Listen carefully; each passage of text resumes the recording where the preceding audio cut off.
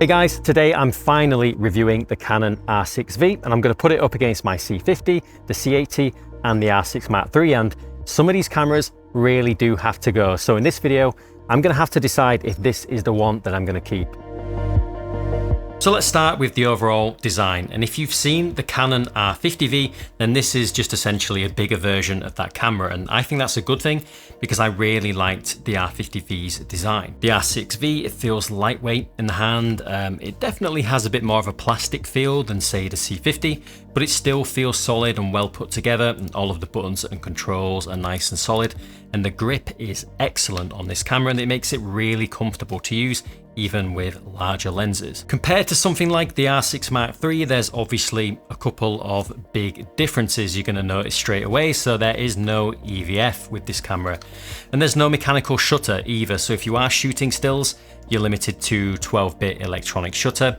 But on the plus side, the fully articulating screen on the R6V is great. It is bright. And the hinge feels super sturdy. Compared to the C50, there are a few things I actually prefer on this. So the power switch is much better positioned, I think. It's so quick to reach here with just one hand, and it's also much harder to knock accidentally, whereas with the C50 switch, it's kind of built into the photo video dial. It's so easy to kind of overshoot that and accidentally go into the opposite mode rather than turn it off, and it's also a lot easier to turn on by accident in your camera bag. I think the screen is actually a bit of an improvement over the C50 as well. I do love the C50's Cinema OS, but it always felt a little bit cramped on such a small display. It never really felt like the Cinema operating system was designed to be on such a small screen. The R6V's interface feels much cleaner and better suited to the screen size, I think. It's also brighter, and I also like that the interface rotates when you do shoot vertically, and just that alone shows that this is really a camera aimed at modern content creators. It also switches between photo and video much faster than the C50, and it just turns on a lot quicker as well. So this is a great option for kind of fast-paced run and gun environments. That said, I do still think the C50 has the advantage if you are a dedicated filmmaker. So the Cinema operating system just offers far more customization, better white balance controls. It's got guides and frame markers, anamorphic support, and just a lot more custom buttons and more mounting options as well compared to the R6V. The C50 of course has its XLR top handle as well, so that gives you professional audio inputs and controls straight out of the box. So overall, the R6V just feels like a simpler, more approachable camera compared to the C50, which is unquestionably the more capable filmmaking tool, but it does have a bit of a steeper learning curve. The R6V focuses on speed, portability, and just ease of use, and I think that Canon got that balance in this camera pretty much perfect. So let's talk about image quality now, and to be honest, I kind of reviewed this sensor to death because I reviewed the C50 and the R6V and now this, and I still think that this sensor produces some of my absolute favorite video footage from pretty much any camera that I've ever used. And the first thing that really stands out to me with this camera is how natural the image looks. So the 4K image is still very sharp and very detailed, but without having an overly digital kind of clinical look that a lot of modern sensors have. Now, it's not quite as organic as something like the Canon C70, but I actually kind of prefer the balance here because that was often a little bit too soft for me. And if anything, I actually think the sharpness is maybe tamed down a little bit compared to even the Canon C80. So there's a real nice balance here. Then there's the colors, which I just genuinely really love out of this camera. Shooting in C-Log 2, I just find that the colors need just so little work in post. I find them to be pretty accurate, but they also have that slight kind of Canon warmth that just really makes footage look pleasing, whatever the subject matter. So whether it's landscapes, they just look fantastic straight away. And it's very rare that I find myself fighting individual colors or trying to fix strange color shifts in the grade. It's just so easy to work with.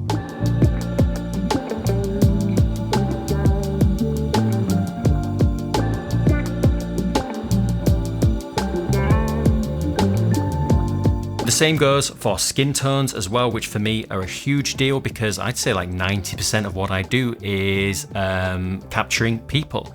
And even in difficult lighting, whether you're underexposing your subject, or scenes with, say, heavy green casts if you're shooting in a really kind of grassy environment, I rarely have to spend a ton of time correcting skin tones.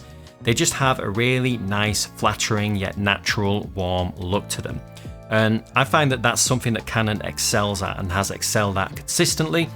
And it's the same here in the Canon R6V. I'd say in general, the biggest compliment I can give the R6V is just that I trust the image from this camera.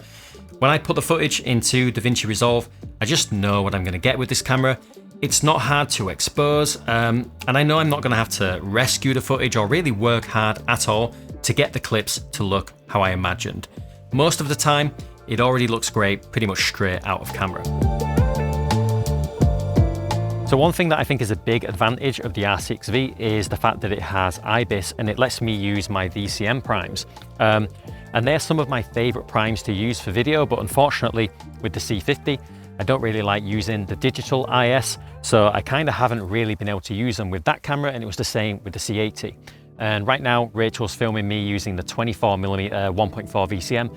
I just love the look of that prime lens on this camera.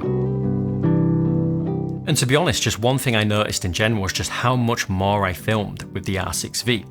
Having IBIS means I could throw on pretty much any lens that I have, so the lightweight VCM primes are a favorite. Head out with a really compact setup without feeling like I need to bring a tripod or a gimbal or even worry about bringing a stabilized lens. But with the C50, I naturally just found myself constantly sticking to only my stabilized zooms, because that's what gave me confidence to shoot handheld, and it would just help remove those micro jitters because it lacked the IBIS. And that definitely influenced which lenses I kept and reached for and bought. And I consistently, because of that, would leave behind some of my favorite lenses like the VCM primes. So I make a lot of videos whilst traveling, and for those more kind of spontaneous run and gun moments, the R6V just feels a bit more freeing to me, so I could react quickly and capture moments as they were happening without having to worry about if I had the right lens with me, with the right stabilized lens. And that just suits me personally for the way that I shoot a whole lot better. Guys, before we continue, this video is sponsored by Squarespace, and I think as a photographer, having a website that really showcases your work is a must, and it just doesn't get any easier than Squarespace. There's no coding or design skills needed. I mean, it's pretty much just drag and drop to get going, and now Squarespace even have amazing AI tools like Design Intelligence or Blueprint AI, all of which can really help you make your own personalized website in just a few easy steps. And of course, the fully customizable photo galleries are just perfect for showing off your portfolio to potential clients. Also, Squarespace has fantastic e-commerce tools that just make setting up your own online store a breeze. And it means that you can start selling in no time, as well as handle many different types of payments seamlessly, all thanks to Squarespace Payments. So if you are ready to get started, head on over to squarespace.com/JamesReader to sign up for a 14-day trial. And you can also use code JamesReader for 10% off your first domain or website. The slow-mo modes are a definite strong point of the R6V. The 4K 50 is still genuinely some of the absolute best you'll find on any camera at any price point. It's incredibly sharp, it's very clean, and crucially, there is no crop to deal with. And I just never feel like I'm compromising on image quality just to get a few slow motion clips. The 4K 120 is pretty good as well. It's definitely an improvement over, say, the original R5, but it's still not quite the best that I've used. It loses a bit of sharpness compared to the 4K 50 and can just sometimes look a little bit mushy. But it's still perfectly usable, especially with a bit of sharpening in post. But still, if there is one area where I'd like Canon to keep kind of pushing and improving the image quality, it's probably 4K 120. And personally, I don't use it a lot, but there's still some room for improvement. My favorite image from this camera though, just like the R6 Mark III, is in OpenGate. And to be honest, I can't fully explain why that is, but there's just something about the look of OpenGate from this camera, whether it's the R6V, the R6 III, or the C50. Canon's OpenGate footage is probably my favorite look from any modern video camera right now. It's just incredibly detailed, yet somehow it still manages to feel natural and organic. And of course, on top of that, the 3:2 aspect ratio is just very, very useful, being able to reframe for different platforms now without sacrificing any image quality is a huge advantage these days, especially if you're creating content for, say, YouTube and social media, Instagram. For a camera aimed at content creators, it definitely feels like one of this camera's absolute biggest strengths. Despite there actually being a time where I kind of felt like OpenGate was overrated, I take that back now. It is something that I use constantly. The only real downside to it is the file sizes, but for me, it's a trade-off that's absolutely worth making. And you've also got, of course, 7K RAW, which is another standout feature of the R6V. And I don't use it all the time because the file sizes are even bigger than the OpenGate footage. But when I do, the results are just fantastic. I mean, compared to, again, the original R5, for example, the raw footage from this camera is just so much more usable. It's much, much cleaner. You're gonna have to use a lot less noise reduction in post. It's probably just the nicest kind of Canon RAW implementation that I've worked with so far. And again, I've owned the C80 for a while now. The dynamic range is also very good in this camera. It's no big leap or anything over any other Canon camera that shoots in C-Log2, but it's more than enough in pretty much any scene that I have personally thrown at it. I would say that probably the C80 and especially the C70 have a nicer highlight roll-off, but I'd say the difference is pretty subtle in most situations. Unlike pretty much any Canon camera, I generally expose the R6V about a stop over just to protect the shadows whilst making sure I'm not clipping the highlights. And shooting that way, I found that the files are incredibly forgiving in post. There's plenty of room to kind of reshape the image in the grade. And I definitely wouldn't buy the R6V purely for photography, of course, but if you are kind of mainly a filmmaker who also enjoys taking stills, I think you're going to be pleasantly surprised by the R6V's photo image quality. It delivers excellent image quality with some of the best colors you're going to get on Canon RF mount and with pretty much perfect autofocus. So it is a genuinely very capable hybrid camera, even if it isn't quite as complete as a hybrid as something like the Canon R5C. So how does the image compare to, say, the R6 III and the C50? Well, honestly, pretty much exactly how I expected. So looking at the standard 4K image, I find all of these cameras remarkably similar, whether it's color, contrast, overall sharpness. It's so close that outside of a kind of side-by-side comparison like this, personally, I don't think that I would be able to tell them apart. And I did expect the C50 to pull ahead a little bit more than it actually did. After spending a lot of time with both of these cameras, I still think that the C50 does have a very slight edge in image quality. If I really push the files in post, I'd say the shadows stay just a touch cleaner, and there seemed to be a little bit more room even in the highlights. But most importantly, any difference between this and the C50 is very small. And in real world shooting, if I wasn't comparing the exact same scene side by side, I definitely don't think that I would personally notice a difference. I think there is a difference in the image, and it's probably really only down to Canon's Cinema EOS processing rather than any difference to the sensor, obviously. But overall, I would say that they are just so close. Comparing the raw footage against the C50 and the C80 was actually one of the biggest surprises for me, because I expected the C80 to have more of a distinctive look compared to the others. But once I started grading the footage, the differences, again, way smaller than I actually anticipated. Again, maybe the C50 has a slight edge with the cleanest RAW of the three cameras, with the R6V not too far behind. And I actually found the C80's RAW to be a little bit noisier than both the R6V and the C50. So for a camera at this price, to get so close to something like the Canon C80 or any of the cinema line is very impressive, and is just one of the things that stood out the most to me when using the Canon R6V. Same goes for 4K 120 side by side with the C80. I actually preferred the R6V's image. It just looked a little bit sharper to my eye, which again, very impressive result for a camera that is significantly cheaper than the C80. Another thing I noticed was an improvement in autofocus over the C50. I haven't really put the R6V through anything particularly demanding yet in terms of autofocus, but in my experience, both the R6V and the R6 III feel a step ahead when it comes to subject detection and just kind of overall reliability in autofocus. And I really do think, again, a lot of that comes down to the operating system. So Canon's kind of photo first focused cameras just seem to react a little quicker in terms of autofocus, whereas the cinema EOS cameras feel a little slower and a little bit more deliberate. And that's not necessarily a bad thing, don't get me wrong, because the C50 often produces, I'd say, a little bit more natural focus transitions, while the R6V just prioritizes speed more than anything, and it jumps between subjects or changes in distance very quickly. So for fast moving run and gun scenarios, personally, I'd take the R6V's autofocus. I've also personally noticed for my use case that the R6V has quite a bit better battery life over the C50.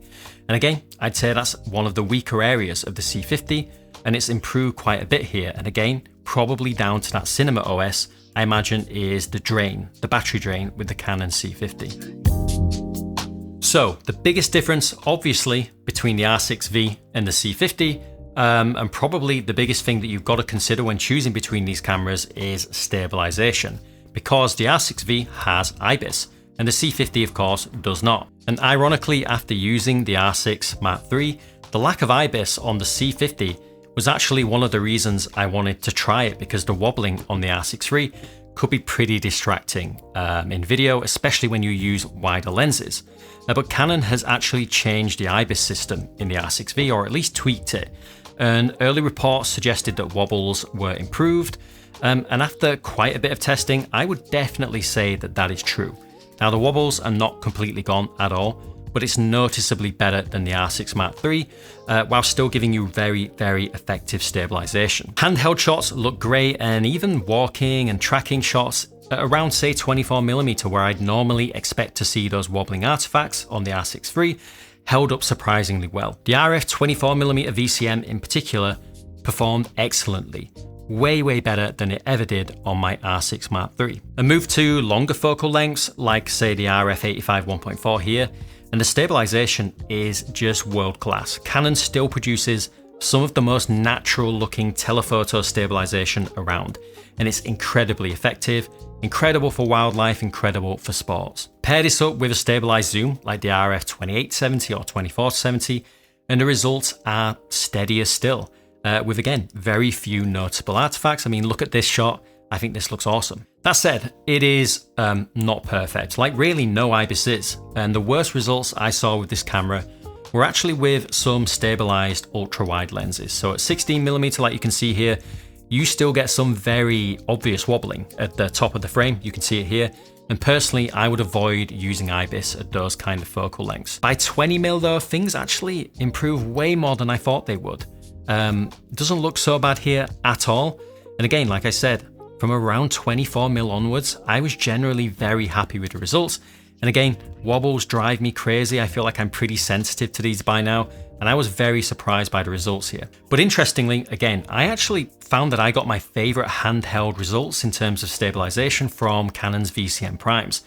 They just seem to produce the most natural looking footage with, again, the fewest stabilization artifacts, and I think the look from these primes just is awesome on this camera. For comparison, here's the C50 with the same 24 VCM prime and no stabilization, so it's obviously much less stable. I wouldn't want to use this, although a little bit of stabilization in post actually goes a very long way with this, and it looks pretty decent. And here's the 24 VCM on the R6 III, and again, I feel like you can see a little bit more wobbling and artifacts, although it's not as bad as I expected. And yet the C50 has digital stabilization, but I was personally never really a fan of it. It can still introduce some kind of warping and strange issues with motion blur.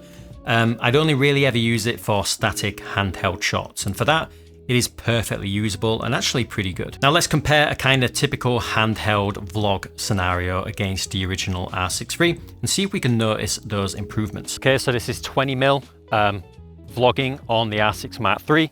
So 20 is probably about as wide as I would go, and I'm walking on really uneven grass, so it's going to really accentuate any wobbles. So yeah, I'm interested to see if the R6V has slightly less wobbles than the R6 Mark III. Okay, 20mm now on the R6V. So yeah, To be honest, I'm kind of not that bothered how bad it looks when vlogging, but it's just one of those situations I found when you're walking and talking to the camera, that can be when you really do start to see the IBIS wobbles. So if you do vlog a lot, that might really bother you. So yeah, hopefully it's a bit better on this camera. So in terms of stabilization overall, I'd say it's definitely an improvement over the R6V.